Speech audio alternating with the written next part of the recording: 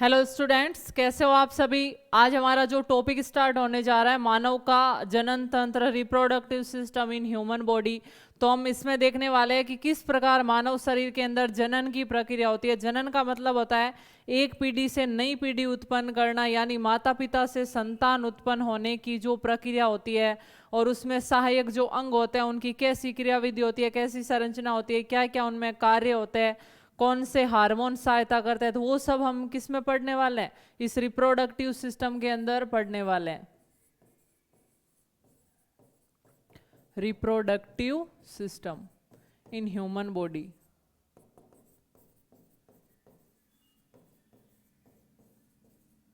ठीक है, तो देखिए स्टूडेंट्स, मानव शरीर है जो द्विलिंगी प्राणी, यानी उसके अलग अलग मानव में लिंग होते हैं। ऐसा नहीं होता है कि नर और मादा दोनों लिंग होते हैं, वो एक ही व्यक्ति में नहीं होते हैं। नर लिंग अलग होता है, मादा अलग होता है, यानी मानव के अंदर लैंगिक द्विरूपता पाई जाती है। यानी नर है वो अलग होता है और मादा अलग होता है, यानी दोनों प्रकार के लैंगिक अंग एक ही व्यक्ति के शरीर में नहीं पाए जाते हैं, अलग अलग व्यक्ति के शरीर में पाए जाते हैं। नर होंगे वो पुरुष होंगे, मादा होगी वो महिलाएं होगी। इसलिए बोला जाता है मानव कैसा प्राणी है, द्विलैंगिक दर्शाने वाला, द्विलैंगिकता या द्विरूपता वाला प्राणी है। ठीक है, तो जनन किसे बोलेंगे, नई पीढ़ी का निर्माण करना ही क्या कहलाता है, जनन कहलाता है। तो हम जनन के बारे में पढ़ेंगे। तो सबसे पहले हम जनन की परिभाषा लिखते हैं। जीवों में संतान उत्पन्न करने की क्षमता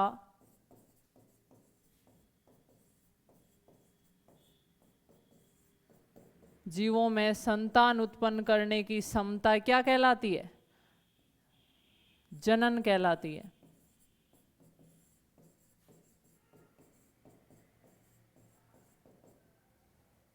नेक्स्ट पॉइंट है मानव लैंगिक द्विरूपता दर्शाने वाला, मानव लैंगिक द्विरूपता दर्शाने वाला प्राणी है।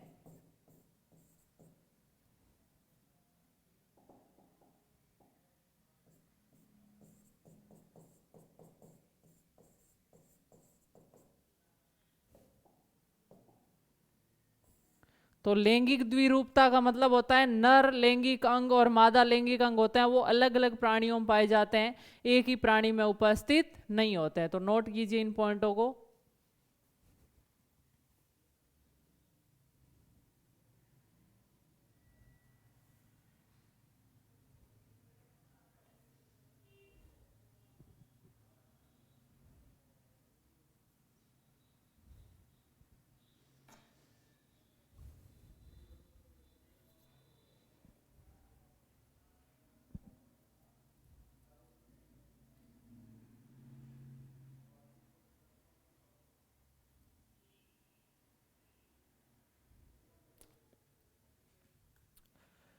तो अब हम देखते हैं कि जो नर के अंदर जनन तंत्र किस प्रकार का होता है, मादा के अंदर जनन तंत्र किस प्रकार का होता है, यानी नर के अंदर युग्मक कैसे बनेंगे, कौन सी जो नर के शरीर की बनावट होती है वो किस प्रकार की होती है, कौन से हार्मोन सहायता करते हैं।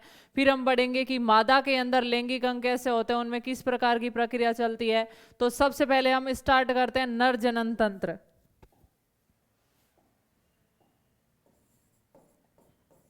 नर जनन तंत्र। तो देखिए स्टूडेंट्स, नर जनन तंत्र का मतलब है कि नर व्यक्ति के अंदर किस प्रकार की कौन कौन सी संरचनाएं होती है वो नर जनन तंत्र का निर्माण करती है। तो नर जनन तंत्र के अंदर दो प्रकार के भाग होते हैं, एक तो मुख्य लैंगिक अंग होते हैं और एक सहायक लैंगिक अंग होते हैं, यानी दो भागों से मिलकर बना होता है नर जनन तंत्र। मुख्य लैंगिक अंग या मुख्य जनन अंग भी बोल सकते हैं हम,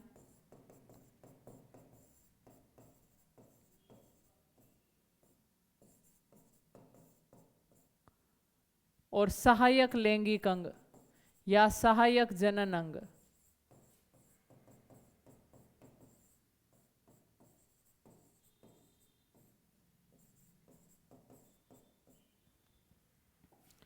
तो देखिए मुख्य लैंगिक अंग होते हैं वृषण, जिसको टेस्टिस भी बोला जाता है, और सहायक जनन अंग होते हैं वृषण कोश,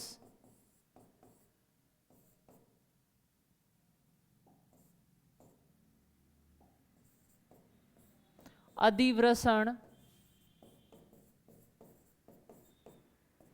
शुक्राशय या शुक्रवाहिनी, शुक्राशय, शुक्रवाहिनी,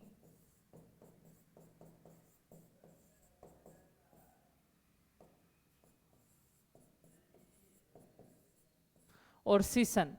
तो नर के लैंगिक अंग हम पढ़ेंगे तो मुख्य लैंगिक अंग क्या होता है? देखिए, मुख्य लैंगिक अंग किसको बोला जाता है? शरीर का वो अंग जो युग्मक बनाता है उसको क्या बोलेंगे? मुख्य लैंगिक अंग। यानी जो अंग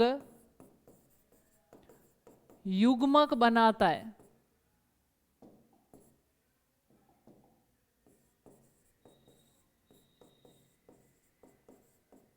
जो अंग युग्मक बनाता है उसे क्या बोलेंगे? मुख्य लैंगिक अंग। और जो मुख्य लैंगिक अंग की सहायता करते हैं, मुख्य लैंगिक अंग द्वारा युग्मक के निर्माण में सहायक अंग।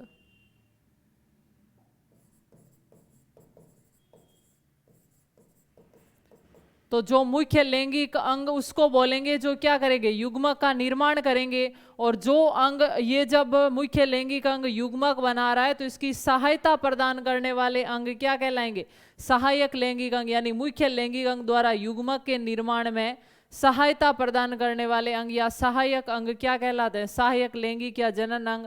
और जो अंग है वो युग्मक बनाएगा। अब देखिए, नर के अंदर युग्मक जो बनता है उसका नाम होता है शुक्राणु या स्पर्म।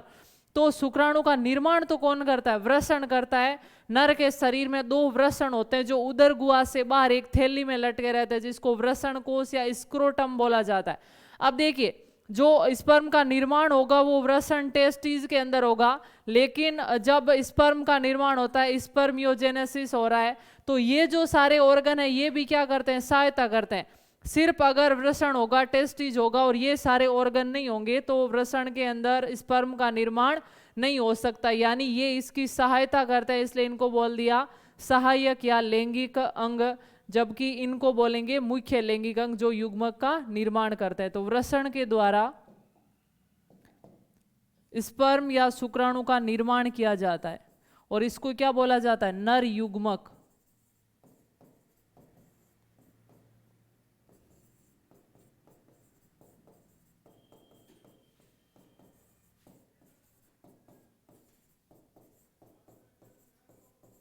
ठीक है, तो इस प्रकार ये मुख्य लैंगिक अंग और सहायक अंग होते हैं। नोट कीजिए पॉइंट को।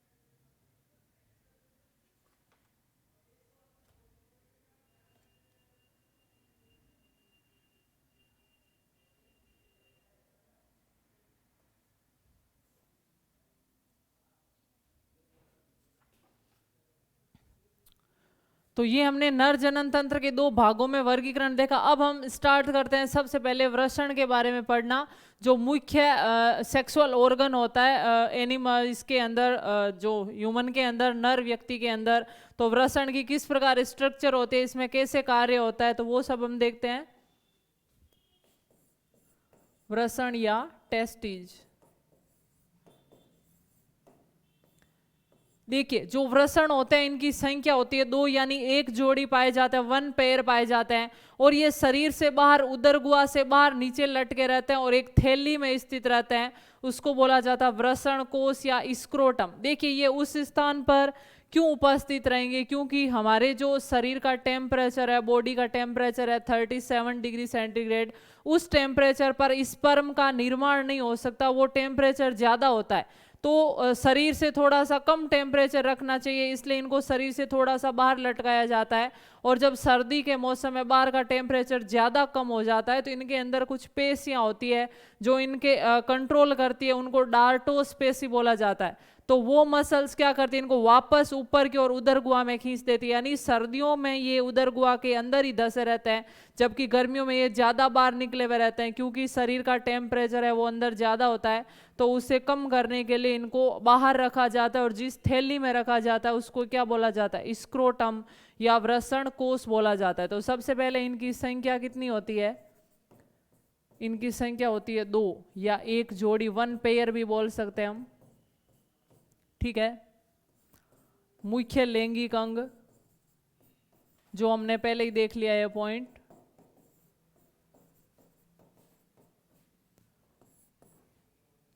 देखिए जो वृषण होता है, टेस्टिज होता है, उसके अंदर क्या होता है, 2 प्रकार की कोशिकाएं, इनके अंदर जो एक टेस्टिज की स्ट्रक्चर होती है इस प्रकार की। तो देखिए जो टेस्टिज है इसके अंदर 200 से 250 से 300 लोब्स पाए जाते हैं, मतलब कई छोटे छोटे इसमें खंड है वो बनते रहते हैं, 250 से 300 लोब्स होते हैं, और प्रत्येक लोब के अंदर क्या होती है, 3 नलिकाएं पाई जाती है, 2 से 3 नलिकाएं पाई जाती है, जिनको क्या बोला जाता है, सेमिनिफेरस ट्यूबुल्स, यानी शुक्र जनक कोशिकाएं, शुक्र जनक कोशिकाएं, या इनको सेमिनिफेरस ट्यूबल्स भी बोला जा सकता है।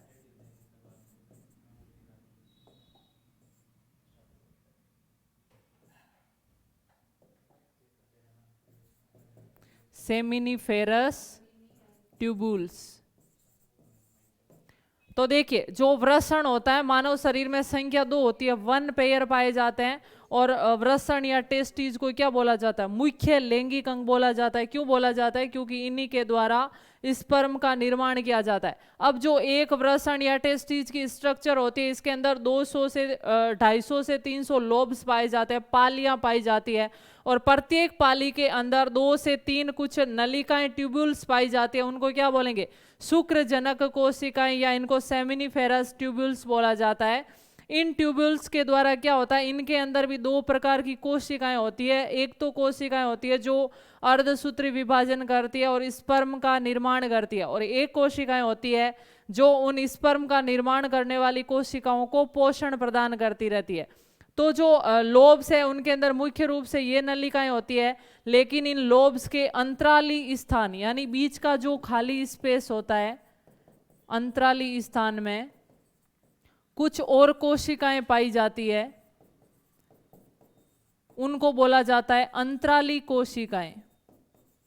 अंतराली कोशिकाएं, या उनको क्या बोला जाएगा, लीडिंग सेल्स, लीडिंग सेल्स।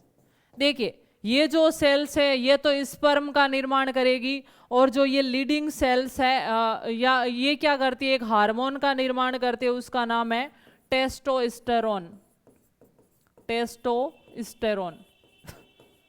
देखिए स्टूडेंट्स, आपको पता हो तो नर व्यक्ति के अंदर जो मुख्य नर लैंगिक लक्षण बनाने वाला जो हार्मोन होता है, वो हार्मोन कौन सा होता है, टेस्टोस्टेरोन हार्मोन होता है। उसी के द्वारा नर व्यक्ति के अंदर द्वितीयक लैंगिक लक्षण उत्पन्न होते हैं। आप देखते हो किशोरावस्था के अंदर जो शरीर में चेंज आते हैं, जैसे दाढ़ी मूंछ का आना, आवाज का भारीपन होना, तो वो सब किस हार्मोन के कारण होते हैं? टेस्टोस्टेरोन। और इस प्रकार के किशोरावस्था में जो लक्षण शरीर में प्रकट होते हैं उनको क्या बोला जाता है? द्वितीयक लैंगिक लक्षण। द्वितीयक लैंगिक लक्षण। तो द्वितीयक लैंगिक लक्षण उत्पन्न करने वाला हार्मोन कौन सा होता है? टेस्टोस्टेरोन हार्मोन होता है। और इस हार्मोन का निर्माण किन कोशिकाओं के द्वारा किया जाता है? अंतराली कोशिकाएं या लीडिंग सेल्स के द्वारा किया जाता है, जो वृषण के अंतराली स्थानों में उपस्थित रहती है। और जो वृषण की मुख्य पालियों में जो कोशिकाएं पाई जाती है, 3 प्रकार की कोशिकाएं होती है, 2 से 3 संख्या में होती है, उनको क्या बोलेंगे? सेमिनिफेरस ट्यूब्यूल्स नलिकाएं या शुक्रजनक कोशिकाएं पाई जाती है। शुक्रजनक नलिकाएं बोलते हैं इनको, शुक्रजनक नलिकाएं। और इन नलिकाओं के अंदर कोशिकाएं पाई जाएगी। इन नलिकाओं के अंदर 2 प्रकार की कोशिकाएं होगी। एक तो वो कोशिकाएं होगी जो स्पर्म का निर्माण करेगी, स्पर्म फॉर्मेशन करेगी। और एक वो सेल होगी जो स्पर्म का जो सेल्स फॉर्मेशन कर रही है उनको क्या करेगी? पोषण प्रदान करेगी, न्यूट्रिएंट्स प्रदान करेगी। तो इस प्रकार की वृषण के अंदर कुछ पॉइंट्स है, तो ये मैंने आपको समझाया। अब हम पॉइंट वाइज इन सब लाइनों को लिखते हैं। तो देखिए नेक्स्ट,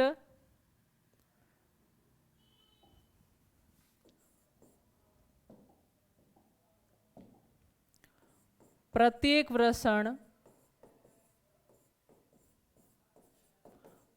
वृषण में 250 से 300 तक पालियां उपस्थित रहती है, लोब्स भी बोलते हैं हम उसको।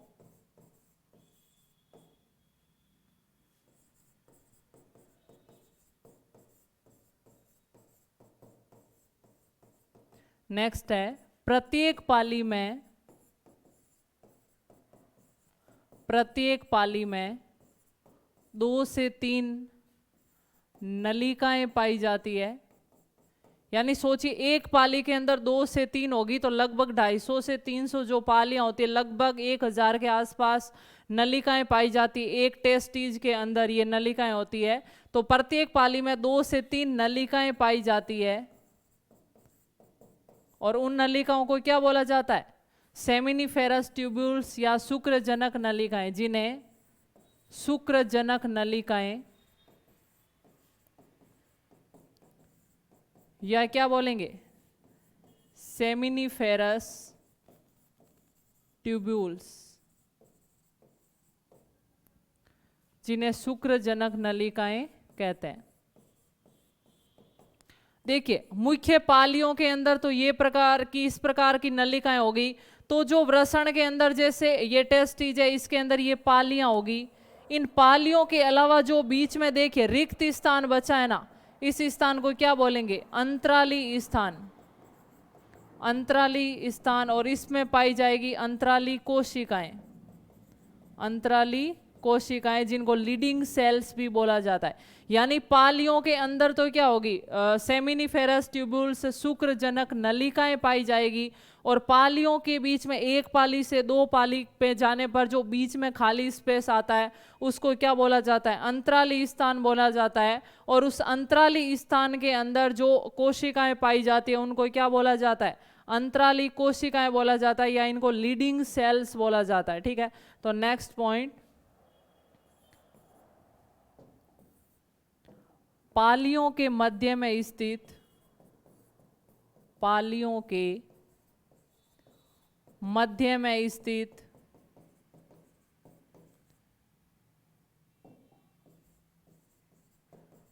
अंतराली स्थान में या अंतराकाशी स्थान भी बोल सकते हैं, अंतराली स्थान में अंतराली कोशिकाएं, या हम उन्हें क्या बोलेंगे? Leading sales.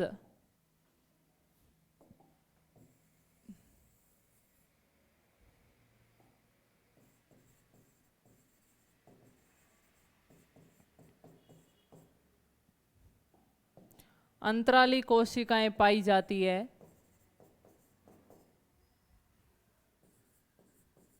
जो नर हार्मोन कौन सा है? टेस्टोस्टेरोन। जो नर हार्मोन टेस्टोस्टेरोन का निर्माण करती है।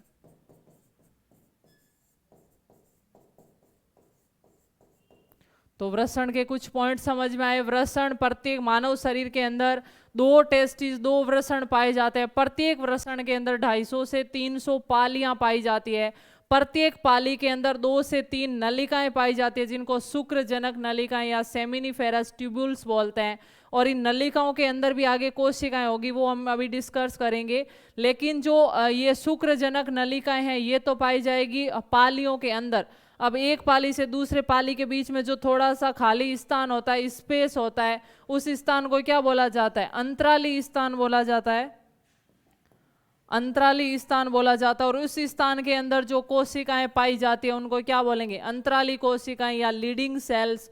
और उन कोशिकाओं के द्वारा नर हार्मोन का निर्माण किया जाता है। और उस हार्मोन का नाम क्या होता है? टेस्टोस्टेरोन। यानी नर के अंदर जो द्वितीयक लैंगिक लक्षण उत्पन्न होते हैं किशोरावस्था में, वो किस हार्मोन के कारण उपस्थित होते हैं? टेस्टोस्टेरोन के कारण। और इसलिए टेस्टोस्टेरोन को नर लैंगिक हार्मोन बोला जाता है। तो ये पॉइंट नोट कीजिए। फिर हम देखते हैं टेस्टोस्टेरोन हार्मोन के कार्य और शुक्रजनक नलिकाओं के अंदर कौन सी कोशिकाएं होती है जो क्या कार्य करती है। नोट कीजिए इन पॉइंट्स को।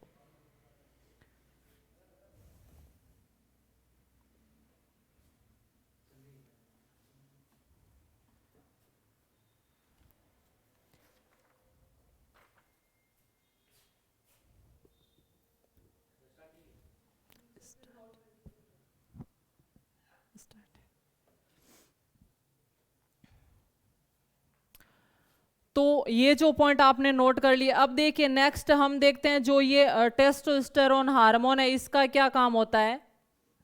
टेस्टोस्टेरोन हार्मोन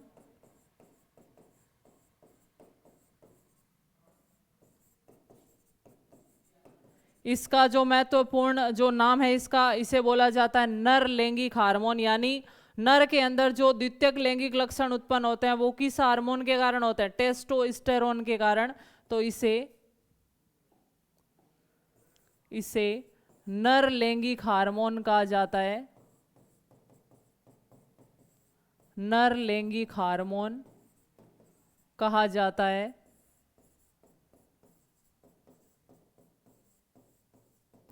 इस हार्मोन के द्वारा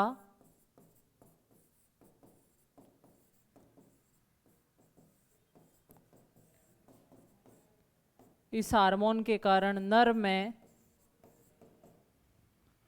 द्वितीयक लैंगिक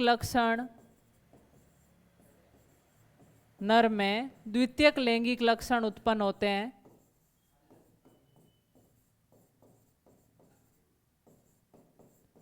सेकेंडरी सेक्सुअल कैरेक्टर उत्पन्न होते हैं जो किशोरावस्था के अंदर, वो किस हार्मोन के कारण उत्पन्न होते हैं? टेस्टोस्टेरोन के कारण।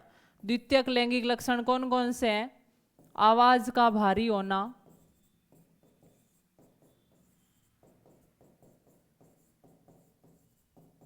दाढ़ी मूंछ का आना,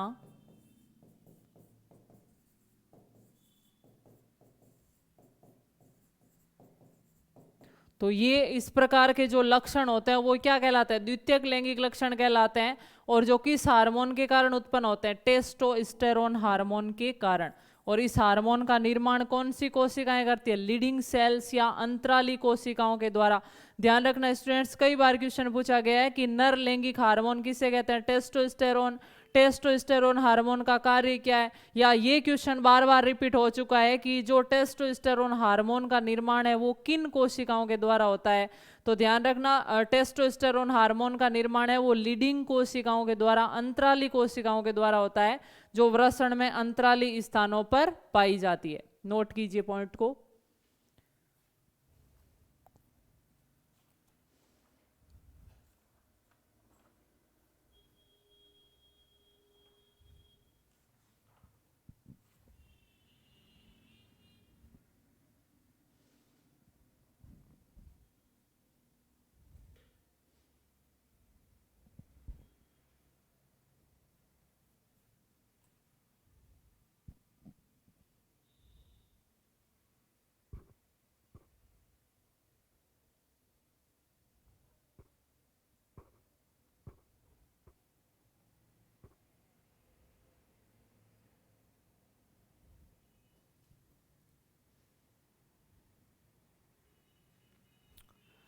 तो देखिए स्टूडेंट, जो टेस्टोस्टेरोन हार्मोन का निर्माण होता है लीडिंग सेल्स के द्वारा, लीडिंग कोशिकाओं के द्वारा। तो जो लीडिंग कोशिकाएं पाई जाती है अंतराली स्थान में, जहां पर लोब्स नहीं पाए जाते हैं, तो जिस स्थान पर लोब्स नहीं होते हैं वहाँ सिर्फ अंतराली कोशिकाएं नहीं होती, बल्कि कुछ ब्लड वेसल्स और न्यूरॉन्स भी पाए जाते हैं, यानी कुछ तंत्रिकाएं कोशिका भी होती है, तंत्रिका नर्व्स भी होती है, और रक्त वाहिनियां भी होती है, जो क्या करती है, वृषण में पोषण प्रदान करने के लिए, मस्तिष्क की सूचना लाने के लिए कार्य करती है। तो नेक्स्ट पॉइंट देखिए, वृषण के अंतराली स्थान में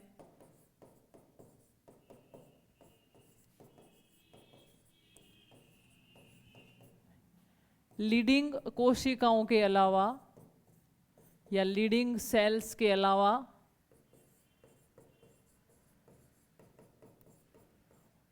रक्तवाहिनियां तथा तंत्रिकाएं भी उपस्थित रहती है।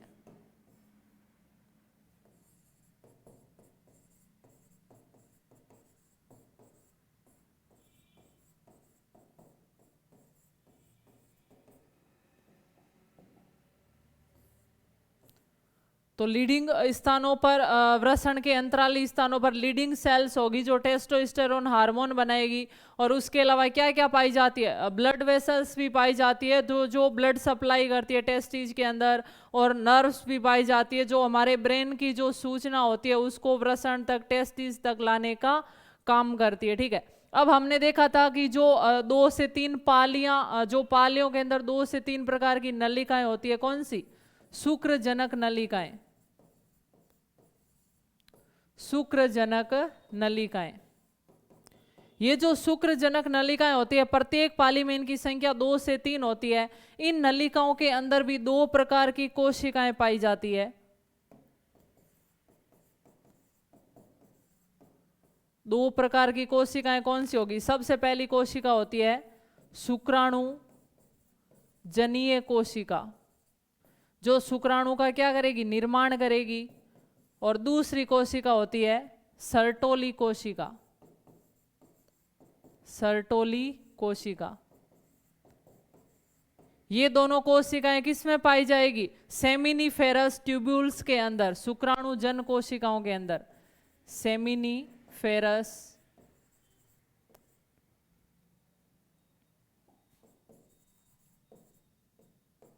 ट्यूब्यूल्स के अंदर 2 प्रकार की सेल्स पाई जाती है। सबसे पहली जो होती है वो कौन सी होती है, शुक्राणुजन कोशिका, और दूसरी है सर्टोली कोशिका। हम देखते हैं इन दोनों कोशिकाओं के क्या काम होंगे। तो इसका नाम से ही पता चल रहा है क्या करेगी, स्पर्म प्रोड्यूस करेगी, शुक्राणु का निर्माण करती है ये, और ये कोशिका क्या करेगी, शुक्रजनीय कोशिका को पोषण प्रदान करेगी, यानी ये काम कर रही है, स्पर्म का फॉर्मेशन कर रही है। तो जो सर्टोली सेल्स है वो इन कोशिकाओं को क्या करती है, न्यूट्रिएंट्स देती है, पोषण प्रदान करती है। तो इनका कार्य है शुक्राणुजनीय कोशिका को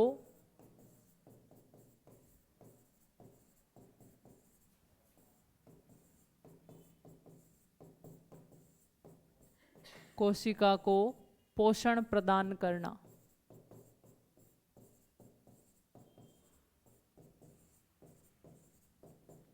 ठीक है, आया पॉइंट्स आपको समझ में। तो ध्यान रखिए वापस कि वृषण के अंतराली स्थल में लीडिंग सेल्स के अलावा और कौन कौन सी सेल्स पाई जाएगी, मतलब ब्लड वेसल्स पाई जाती है, रक्त वाहिनियां जो रक्त की आपूर्ति करती है वृषण टेस्टिस के अंदर, और जो ब्रेन के द्वारा सूचना दी जाती है वो ले जाने वाली तंत्रिकाएं भी जाती है वृषण के अंदर और अंतराली स्थान तक ले जाकर सूचना पहुंचाती है।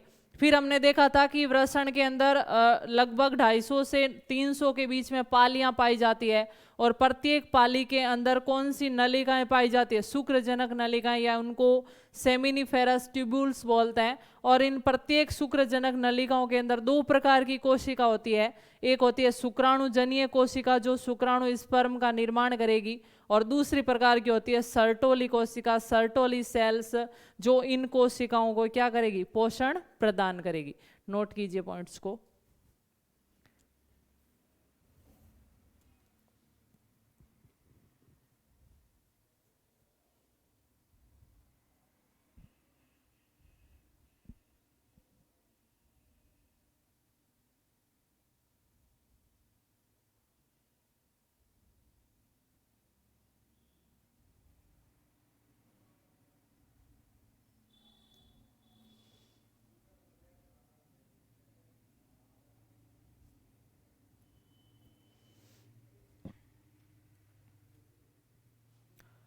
उसके बाद जो टेस्टिज का लास्ट पॉइंट हम देखते हैं कि मैंने आपको बताया था कि जो वृषण होता है वो शरीर से बाहर लटके रहते हैं, वृषण कोष स्क्रोटम सेक में लटके रहते हैं, क्योंकि शरीर का टेम्परेचर ज़्यादा होता है और उतने टेम्परेचर पर स्पर्म का फॉर्मेशन नहीं हो सकता।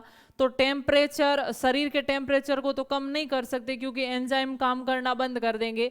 तो इसके लिए क्या अनुकूलन किया गया कि जो वृषण है वो शरीर से थोड़े से बाहर रहते हैं, वृषण कोष के अंदर रहते हैं, जिससे टेम्परेचर शरीर से थोड़ा सा कम रहेगा। 2 से 2.5 डिग्री सेंटीग्रेड टेम्परेचर कम चाहिए होता है उनको स्पर्म बनाने के लिए, तो वो बाहर रहते हैं। लेकिन जब क्या होता है सर्दी के मौसम में बाहर का सर्दी ज़्यादा होती है, टेम्परेचर कम हो जाता है, तो इन वृषण को नियंत्रित करने के लिए कुछ मसल्स होती है जिनको डार्टोस मसल्स, डार्टोस पेशी कहते हैं। वो पेशियां क्या करते हैं, उन वृषण को वापस ऊपर की ओर थोड़ा सा खींच लेती है, जो शरीर के टेम्परेचर के इक्वल हो जाता है, जिससे उनका क्या होता है कि सही स्पर्म का फॉर्मेशन होता रहता है। तो नेक्स्ट पॉइंट है वृषण उदर गुहा से बाहर थैली जैसी संरचना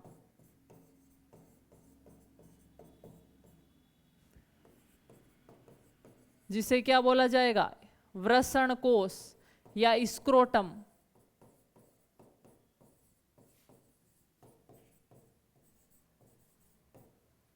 संरचना में लटके रहते हैं,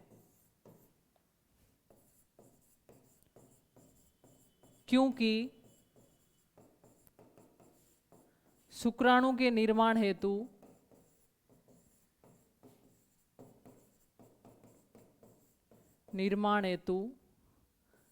शरीर के तापमान से 2 से 2.5 डिग्री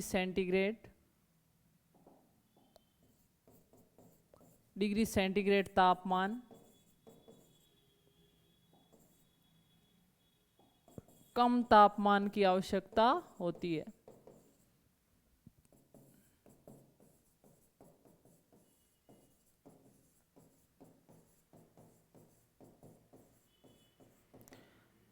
आया समझ में? वृषण उदर गुहा से बाहर थैली जैसी संरचना, उसको क्या बोला जाता है, वृषण कोष या स्क्रोटम में लटके रहते हैं, क्योंकि स्पर्म के फॉर्मेशन के लिए शरीर के जो टेम्परेचर से 2 से 2.5 डिग्री सेंटीग्रेड टेम्परेचर है वो कम चाहिए होता है, इसलिए इनको उदर गुहा से बाहर रखा जाता है। और ये बाहर कब जाएंगे, जब बच्चा माँ के शरीर में होता है, भ्रूण होता है, तो 8वें 9वें महीने के जो प्रोसेस चल रहा होता है उस टाइम जो ये टेस्टिज है वो टेस्टिज उदर गुहा से नीचे खिसक के किसके अंदर चले जाते हैं, स्क्रोटम या वृषण कोष में चले जाते हैं। कभी कभी ऐसी सिचुएशन होती है कि ये अंदर नहीं जा पाते हैं, तो उसमें नीचे नहीं आ पाते हैं, तो स्पर्म फॉर्मेशन में प्रॉब्लम हो सकती है, तो ऑपरेशन करके इनको नीचे खिसकाया जाता है। फिर देखते हैं वृषण का नियंत्रण करने वाली पेशियां, नियंत्रण करने वाली पेशियां क्या कहलाती है, डार्टोस पेशी।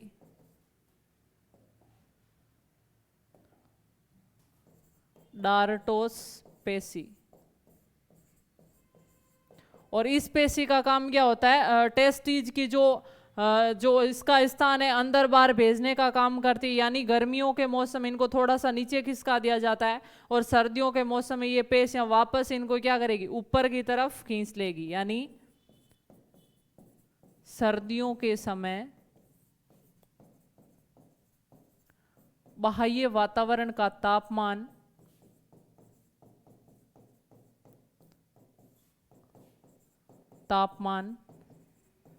ज्यादा कम होने से ज्यादा कम हो जाता है, तब डार्टोस पेशी द्वारा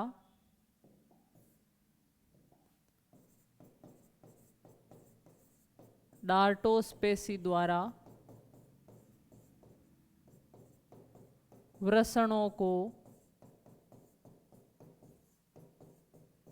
उदर गुहा के पास खींच लिया जाता है, उदर गुहा के पास खींच लिया जाता है।